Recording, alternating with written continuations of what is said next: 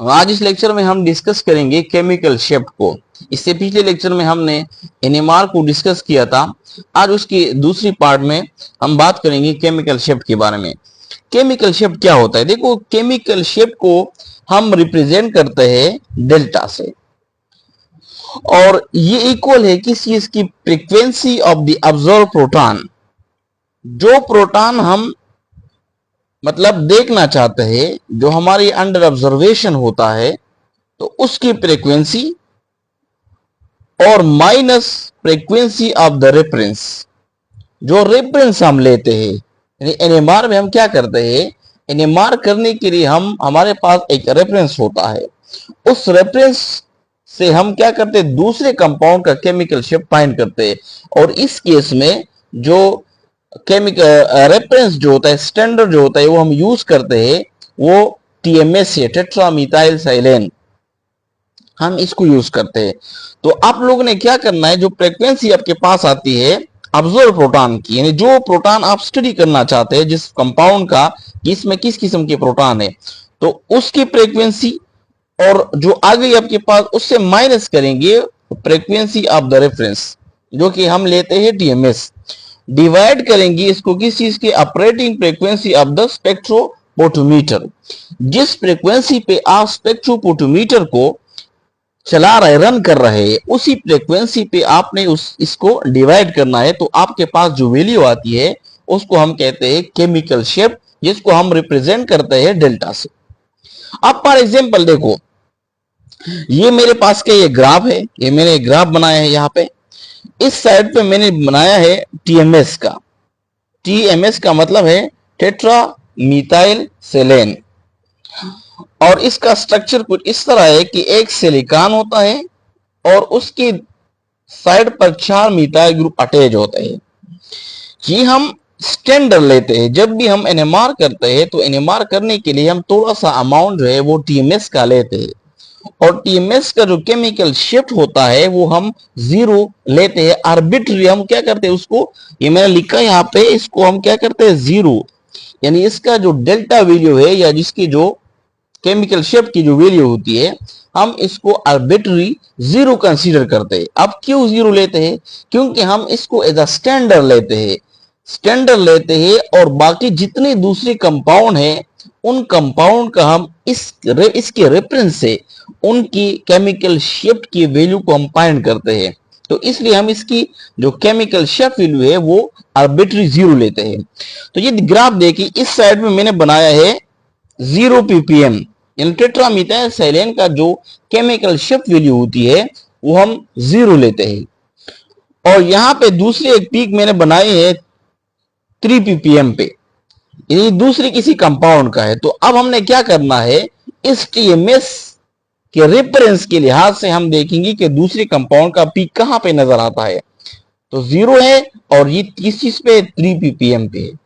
तो इस रेफरेंस से हम क्या करते हैं, दूसरे कंपाउंड को, उसकी कंपाउंड की केमिकल शिफ्ट वैल्यू को हम फाइंड करते हैं। अब आते हैं इस बात की तरफ कि हम इसको स्टैंडर्ड क्यों लेते हैं, रेफरेंस क्यों इस्तेमाल करते हैं टीएमएस को हम क्यों एज अ रेफरेंस यूज करते हैं। टीएमएस का स्ट्रक्चर किस तरह होता है? एक सिलिकॉन होता है, उसकी चारों साइड पे मिथाइल ग्रुप अटैच होते हैं।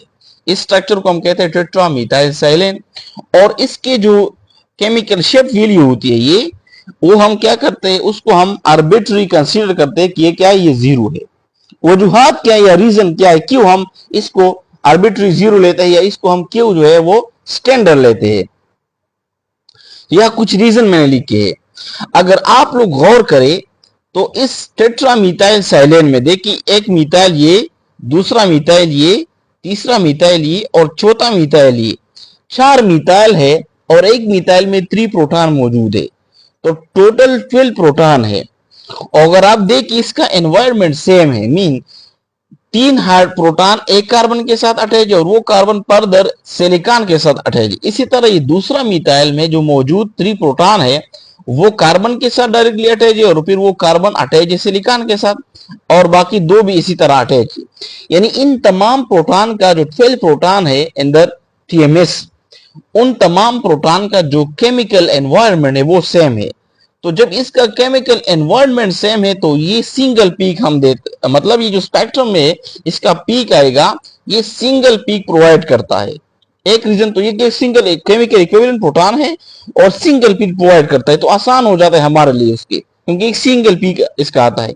दूसरी बात ये है प्लस मोर शील्डेड होता है, क्योंकि 12 प्रोटॉन है तो जाहिर बात है 12 प्रोटॉन में तो इलेक्ट्रॉन भी होंगे ना, तो उसमें ज्यादा इलेक्ट्रॉन है और उन तमाम इलेक्ट्रॉन ने इस प्रोटॉन को शील्डेड किया है। तो जो प्रोटॉन शील्डेड होते हैं, अब हम डिस्कस करेंगे कि शील्डेड प्रोटॉन कौन से होते हैं, यानी वो प्रोटॉन जिसके सराउंड में इलेक्ट्रॉन डेंसिटी ज्यादा होती है तो वो प्रोटॉन कहलाता है मोर शील्डेड प्रोटॉन। तो जो प्रोटॉन शील्डेड होते हैं उन प्रोटॉन जो एक्सटर्नल मैग्नेटिक फील्ड होता है वो उन फील्ड को ये लेस एक्सपीरियंस करता है, मतलब उस पर कम असर उसका पड़ता है। तो जब लेस एक्सपीरियंस करता है तो लिहाजा उसकी जो केमिकल शिफ्ट की वैल्यू आती है वो कम आती है। तो जनरली जो केमिकल शिफ्ट की वैल्यू आती है अब इसकी, क्योंकि ये मोर शील्डेड है, 12 प्रोटॉन है तो 12 प्रोटॉन के साथ तो इलेक्ट्रॉन भी है, तो इसलिए इसके जो डेल्टा वैल्यू आती है, जो केमिकल शिफ्ट की वैल्यू आती है वो लो आती है। लेकिन हम आर्बिट्री क्या करते हैं उसको, चूंकि रेफरेंस के तौर पे लेते हैं लिहाजा हम उसको जीरो कंसीडर करते हैं। एक वजह ये हो गई। दूसरी वजह chemical inert to most organic compound, दूसरी वजह ये है कि ये जो टीएमएस है ये एनर्ट होता है most of the organic compound, यानी बहुत सारे ऑर्गेनिक कंपाउंड होते हैं जिसके साथ ये किसी किस्म का रिएक्शन नहीं करता, तो इसलिए हम उसको स्टैंडर्ड लेते हैं। तीसरी वजह वो ये है miscible with the most of the organic compound, ये जो ये टीएमएस है ये बहुत सारे ऑर्गेनिक कंपाउंड में मेसिबल होता है। और चौथी अहम वजह ये है कि ये हाईली वोलेटाइल होता है, जो टीएमएस से ये हाईली वोलेटाइल है और इसका बॉइलिंग पॉइंट 27 डिग्री सेंटीग्रेड है। तो अगर आप पहले से एनएमआर में अपने कंपाउंड के साथ इसको डाले भी और इसका अगर लास्ट में स्पेक्ट्रम भी आता है और तो उससे आप क्या करते हैं, ये जो टीएमएस से उस सोल्यूशन से जो आपने बनाया है उससे आप आसानी से इसको रिमूव कर सकते हैं, सेपरेट कर सकते हैं, क्योंकि ये हाईली वोलेटाइल है और उसका टेम्परेचर भी बहुत कम है, बॉइलिंग पॉइंट कम है, तो बहुत इजीली इसको आप रिमूव कर सकते हैं अपनी सॉल्यूशन से एट द एंड में। तो ये तो हो गया रीजन कि क्यों हम टीएमएस को एज स्टैंडर्ड लेते हैं। अब आते हैं दो किस्म के प्रोटॉन होते हैं हमारे पास जो आप लोग की कोर्स में डिस्कस हुए। एक प्रोटॉन होते हैं केमिकल इक्विवेलेंट प्रोटॉन कहलाते हैं और दूसरे प्रोटॉन होते हैं केमिकली नॉन इक्विवेलेंट प्रोटॉन। तो आज इस लेक्चर में आप ये भी डिस्कस करेंगे कि केमिकली इक्विवेलेंट प्रोटॉन कौन से होते हैं और केमिकली नॉन इक्विवेलेंट प्रोटॉन कौन से होते हैं। तो टाइप्स ऑफ प्रोटॉन में इसमें डिस्कस करता हूं, types of the proton, types of proton. और भी बहुत सारे टाइप्स है लेकिन आप लोगों के कोर्स में चूंकि वो है नहीं, दो टाइप्स डिस्कस हुए। एक है equivalent proton, equivalent proton. Equivalent proton कौन से होते हैं? इक्विवेलेंट प्रोटॉन वो प्रोटॉन होते हैं जिसका केमिकल एनवायरनमेंट जो होता है वो सेम होता है। केमिकल एनवायरनमेंट यानी जिन प्रोटॉन का केमिकल एनवायरनमेंट सेम होता है वो प्रोटॉन कहलाते हैं इक्विवेलेंट प्रोटॉन। और इसको हम रिप्रेजेंट करते हैं ए से, बी से और सी से। फॉर एग्जाम्पल अगर मैं यहां पे एग्जाम्पल डिस्कस करूं, एग्जाम्पल है हमारे पास बेंजीन का। ये बेंजीन का स्ट्रक्चर है, एक डबल बॉन्ड, दूसरा डबल बॉन्ड और तीसरा, और हर एक कार्बन के साथ क्या है, एक एक प्रोटॉन अटैच है।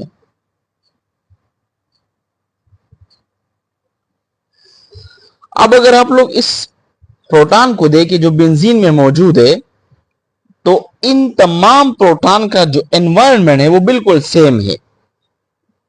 देखो ये हाइड्रोजन जो है ये अटैच है फर्दर किसके साथ, कार्बन के साथ, और वो इस कार्बन के साथ अटैच है जो कि क्या है, डबल बॉन्ड है।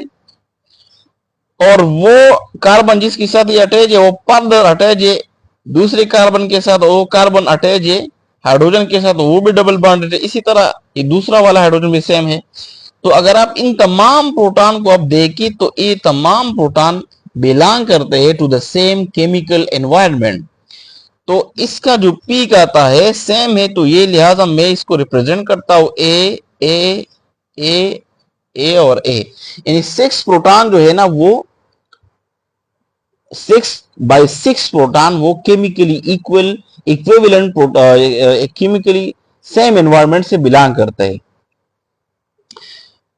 अब दूसरा एग्जांपल पे आता है, और ये जो पीक देगा जो देखो डिफरेंट प्रोटॉन्स, अगर आपके पास किसी मॉलिक्यूल में 2 टाइप्स ऑफ प्रोटॉन है तो आपको नजर आएंगे 2 पीक्स, 2 पीक्स आपको देंगे स्पेक्ट्रम में, आपको पास 2 पीक्स आएंगी।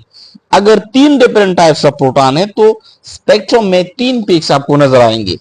इसमें एक चूंकि एक टाइप्स ऑफ प्रोटॉन है तो लिहाजा आपके पास जो पीक आएगी वो एक पीक आएगी, सिंगल पीक बेंजीन आपको देगा, क्योंकि इसमें एक ही तरह की प्रोटॉन मौजूद है। दूसरा एग्जांपल इसका है केमिकली इक्विवेलेंट प्रोटॉन की, और वो है टीएमएस का, जो अभी हमने डिस्कस किया, टेट्रामीथाइल साइलेन की। टेट्रामीथाइल साइलेन को अगर आप लोग देखिए तो इसका स्ट्रक्चर कुछ यूं है, ये मिथाइल है, 4 मिथाइल सिलिकॉन के साथ अटैच है। तो अगर आप देखिए तमाम प्रोटॉन जितने हैं उन तमाम प्रोटॉन का 12 प्रोटॉन है, इन 12 प्रोटॉन का जो केमिकली एनवायरनमेंट है ना वो सेम है। ये 3 प्रोटॉन अटैच है डायरेक्टली कार्बन के साथ, और वो कार्बन जो है वो डायरेक्टली अटैच है सिलिकॉन के साथ। इसी तरह ये दूसरा मिथाइल भी है, इसमें 3 प्रोटॉन डायरेक्टली अटैच है कार्बन के साथ, और वो डायरेक्टली क्या है, वो कार्बन डायरेक्टली फिर अटैच है सिलिकॉन के साथ। तो ये तमाम प्रोटॉन सेम केमिकली एनवायरनमेंट से बिलोंग करते हैं, तो लिहाजा इस प्रोटॉन को हम कहते हैं कि ये इक्विवेलेंट प्रोटॉन है, केमिकली इक्विवेलेंट प्रोटॉन है ये। और ये कौन सा पीक देगा, ये भी आप लोगों को सिंगल पीक प्रोवाइड करेगा इन द स्पेक्ट्रम, क्योंकि तमाम प्रोटॉन एक ही एनवायरनमेंट से बिलोंग करते हैं। तो एक किस्म हो गया इक्विवेलेंट प्रोटॉन का। दूसरा जो टाइप्स है वो है non equivalent proton, non equivalent proton. Non equivalent proton कौन से होते हैं? नॉन इक्विवेलेंट प्रोटॉन ये वो प्रोटॉन है जिनका केमिकल एनवायरनमेंट जो होता है वो सेम नहीं होता, नॉट सेम केमिकल एनवायरनमेंट। इनका केमिकल एनवायरनमेंट जो होता है वो सेम नहीं होता। फॉर एग्जांपल अगर मैं यहां डिस्कस करूं मिथाइल अल्कोहल का एग्जांपल या इथेनॉल का, इथाइल अल्कोहल का, लेट मैं डिस्कस करता हूं इथाइल अल्कोहल का और इथेनॉल का एग्जांपल। तो अगर आप इथेनॉल में देखिए इसमें 3 डिफरेंट टाइप्स ऑफ प्रोटॉन है, यानी इसमें जितने प्रोटॉन है 3 टाइप्स, उनका तमाम का केमिकल एनवायरनमेंट सेम नहीं है। कुछ ऐसे भी है जिसका केमिकल एनवायरनमेंट सेम है, लेकिन मेनली 3 टाइप्स ये प्रोटॉन इसमें मौजूद है। फॉर एग्जांपल अगर आप लोग गौर करें एक किस्म का प्रोटॉन जो मिथाइल है, इस कार्बन के साथ जो अटैच है मिथाइल के साथ 3 प्रोटॉन, इसका केमिकल एनवायरनमेंट एक दूसरे के साथ सेम है, यानी आपस में इन 3 प्रोटॉन का सेम है, लेकिन इसका एनवायरनमेंट अटैच जो कार्बन है जिसके पास 2 हाइड्रोजन है उससे बदल है, अलग है। क्योंकि अगर आप इन 3 प्रोटॉन को देखें इसमें ये कार्बन के साथ डायरेक्टली अटैच है, और वो कार्बन ऐसे कार्बन के साथ अटैच है जो कि 2 हाइड्रोजन के साथ अटैच है, और इस साइड पे इसकी कोई भी अटैचमेंट नहीं है। इसी तरह अगर बीच हाइड्रोजन को आप देखिए तो वो अटैच है एक साइड पे ऑक्सीजन के साथ, मतलब 2 हाइड्रोजन है वो डायरेक्टली तो अटैच है कार्बन के साथ, लेकिन वो कार्बन बीच वाला वो डायरेक्टली अटैच है फिर ऑक्सीजन के साथ, और दूसरे साइड पे अटैच है ये कार्बन इस वाले कार्बन के साथ, दो एक कार्बन के साथ अटैच है बीच वाला कार्बन और दूसरा ऑक्सीजन के साथ अटैच है। तो मौजूद जो कार्बन है मिडल में वो क्या है, वो डिफरेंट कार्बन है, तो उसके प्रोटॉन भी क्या होंगे, डिफरेंट प्रोटॉन होंगे। इसी तरह अगर OH को आप देखिए, इसके साथ जो प्रोटॉन अटैच है वो किसके साथ है, वो ऑक्सीजन के साथ अटैच है। तो यहाँ पे केमिकल एनवायरनमेंट जो है वो सेम नहीं है। आपस में प्रोटॉन का सेम मीन तीन प्रोटॉन का आपस में सेम है, तो लिहाजा इसको मैं नाम दूंगा ए, यानी ये तीन प्रोटॉन के आपस में सेम है। और बीच वाला जो है वो बी वाला इसलिए क्योंकि आपस में तो ये सेम है दो प्रोटॉन, लेकिन वो ऑक्सीजन वाले प्रोटॉन से भी बदले और इस मिथाइल वाले प्रोटॉन से भी बदले। और ये जो प्रोटॉन है सी, ऑक्सीजन के साथ प्रोटॉन, और ये थर्ड प्रोटॉन हो गया। तो आप लोगों को तीन सिग्नल आ जाएंगी, एक OH का प्रोटॉन का सिग्नल, एक CH2 का अलग आएगा, OH का अलग आएगा, इसी तरह मिथाइल के जो प्रोटॉन है उसका सिग्नल अलग आएगा। तो तीन डिफरेंट टाइप्स ऑफ प्रोटॉन होंगे और NMR में तीन डिफरेंट टाइप्स ऑफ सिग्नल आपको नजर आएंगे। तो नॉन इक्विवेलेंट प्रोटॉन कौन से होंगे, वो जिसका केमिकल एनवायरनमेंट जो होता है वो सेम नहीं होता। ये तो होगा केमिकल इक्विवेलेंट प्रोटॉन और नॉन इक्विवेलेंट। अब बात एक और टॉपिक, वो है शील्डेड प्रोटॉन और डीशील्डेड प्रोटॉन। शील्डेड प्रोटॉन कौन से होते हैं और डीशील्डेड प्रोटॉन कौन से होते हैं, तो अब हम इसको डिस्कस करते हैं।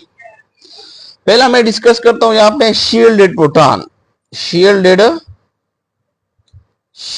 प्रोटॉन, शील्डेड प्रोटॉन कौन से होते हैं, तो शील्डेड प्रोटॉन वो प्रोटॉन होते हैं जिसके सराउंड में जो इलेक्ट्रॉन डेंसिटी होती है वो ज्यादा होती है। यानी इलेक्ट्रॉन डेंसिटी, वो प्रोटॉन होंगे जिसकी सराउंड में इलेक्ट्रॉन डेंसिटी वो मैक्सिमम होती है, ज्यादा होती है। Then such type of proton कहलाते हैं शील्डेड प्रोटॉन। फॉर एग्जांपल, एक प्रोटॉन है और इसकी सराउंडिंग में क्या है, बहुत सारे इलेक्ट्रॉन मौजूद है। तो अब ये इलेक्ट्रॉन क्या करता है, ये जो सराउंड में इलेक्ट्रॉन होते हैं ये शील्ड के तौर पे काम करता है, इस प्रोटॉन को प्रोटेक्ट करता है from the external magnetic field. यानी जो फील्ड अब आ रहा है एक्सटर्नल मैग्नेटिक फील्ड, ये इलेक्ट्रॉन इस प्रोटॉन को हाइड करता है, प्रोटेक्ट करता है फ्रॉम दिस मैग्नेटिक फील्ड। तो ये प्रोटॉन एक्सटर्नल मैग्नेटिक फील्ड को लेस एक्सपीरियंस करता है। तो अब इस प्रोटॉन का जो सिग्मा होगा, जो डेल्टा होगा इसका, यानी जो केमिकल शिफ्ट वैल्यू होगी वो कम होगी। तो जो प्रोटॉन जिनके सराउंड में इलेक्ट्रॉन डेंसिटी ज्यादा होती है वो प्रोटॉन कहलाता है शील्डेड प्रोटॉन। और जिनके सराउंड में इलेक्ट्रॉन डेंसिटी कम होती है वो कहलाते हैं डीशील्डेड प्रोटॉन। अब याद रखिए, अब जो प्रोटॉन हाई इलेक्ट्रॉन डेंसिटी वाले होते हैं सराउंडिंग में, जिसकी इलेक्ट्रॉन डेंसिटी ज्यादा होती है, यानी जो शील्डेड प्रोटॉन होते हैं वो आपको नजर आएंगे। जो स्पेक्ट्रम होगा, यहां पे मैं स्टार्ट लेता हूं यहां से 0, ये 1, ये 2, ये 3, ये 4, ये 5, ये ppm है, पार्ट्स पर मिलियन। तो जो शील्डेड प्रोटॉन होंगे क्योंकि उसका क्या है, इलेक्ट्रॉन डेंसिटी ज्यादा है, और तो इस वजह से वो लेस एक्सपीरियंस करेगा एक्सटर्नल मैग्नेटिक फील्ड, तो इसका जो केमिकल शिफ्ट की वैल्यू आती है वो कम आती है। तो आपको इसका पीक नजर आएगा इन दिस रीजन, क्योंकि यहां पे हम लेके TMS 0 हम कंसीडर करके उसकी वैल्यू, तो उसके जो वैल्यू आती है वो इस रीजन में बिलोंग करेगा। इसको हम कहते हैं upfield region. Shielded proton आपको इस रीजन में नजर आएंगे, यानी क्लोज होंगे towards the TMS, trimethyl tetramethyl silane की करीब करीब होंगे। और ये कौन सा रीजन कहलाता है, इसको हम कहते हैं upfield reason. Up field ये कहलाता है up field region. Up field का मतलब ये नहीं होता कि यहाँ पे फील्ड ज्यादा होता है, फील्ड ज्यादा होता है लेकिन मैग्नेटिक फील्ड की बात नहीं हो रही, यहाँ पे इलेक्ट्रिक फील्ड यानी इलेक्ट्रॉन का जो होता है, इलेक्ट्रॉन का फील्ड ज्यादा होता है। तो अप फील्ड में आपको शील्डेड जो प्रोटॉन होंगे वो अप फील्ड में आपको पीक देगा, यानी क्लोज टू द TMS। तो ये कहलाता है अप फील्ड रीजन, और यहां पे शील्डेड प्रोटॉन पीक देगा। दूसरे वो प्रोटॉन होते हैं जो डिशील्डेड होते हैं, यानी जिसके सराउंड में दूसरे कौन से प्रोटॉन होते हैं, दूसरे प्रोटॉन कहलाते हैं, दूसरे प्रोटॉन होते हैं डिशील्डेड प्रोटॉन। D shielded proton. ये वो प्रोटॉन होते हैं जिसके सराउंड में जो इलेक्ट्रॉन डेंसिटी होती है वो ज्यादा नहीं होती, कम होती है। तो जिन प्रोटॉन की सराउंडिंग में इलेक्ट्रॉन डेंसिटी जो होती है वो कम होती है, तो वो मोर एक्सपीरियंस करता है एक्सटर्नल मैग्नेटिक फील्ड। तो जो प्रोटॉन एक्सटर्नल मैग्नेटिक फील्ड को ज्यादा एक्सपीरियंस करता है, तो उन प्रोटॉन की केमिकल शेप की वैल्यू वो ज्यादा होती है। तो अब ये जो डिशील्डेड प्रोटॉन होते हैं, तो ये मैक्सिमम या ज्यादा मकदार में क्या करता है, वो एक्सपीरियंस करता है मैग्नेटिक फील्ड को। तो इसके जो पीक नजर आएंगी वो इस रीजन में नजर आएंगे और ये कहलाता है डाउन पीरियड। डाउन पीरियड यानी यहाँ पे इलेक्ट्रॉन का पीरियड क्या है, ये डाउन है, कम है। और यहाँ पे कौन सी प्रोटॉन होंगी, ये डिशील्डेड प्रोटॉन होंगे। डिशील्डेड प्रोटॉन आपको पीक देगा in the down period region. तो ये दो किस्म के प्रोटॉन हो गए, एक शील्डेड प्रोटॉन, दूसरा डिशील्डेड प्रोटॉन। अब आप लोग के कोर्स में ग्राफ स्पेक्ट्रम डिस्कस किया है मेथनॉल का। अगर आप लोग गौर करें, यहां पे मैं लिखता हूं मेथनॉल CH3OH। पहले तो ये देखिए इसको, अब डिस्कस करेंगे इसका जो स्पेक्ट्रम आया है कि इसमें किस किस्म के प्रोटॉन मौजूद है, कौन से टाइप से।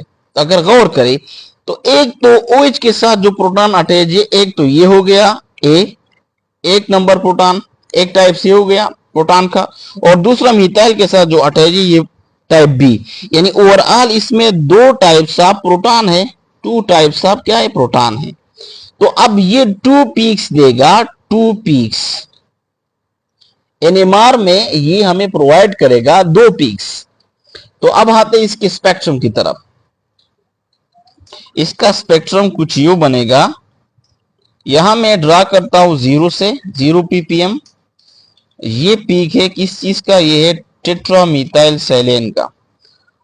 और 3 पर एक दूसरा पीक ये देगा 3 ppm पे, 3 ppm पे ये एक पीक है। और यह जो है 4.5 तक, अबाउट 4.5 पर ये दूसरा पीक होगा। ये स्पेक्ट्रम है मिथाइल अल्कोहल का या मिथानॉल।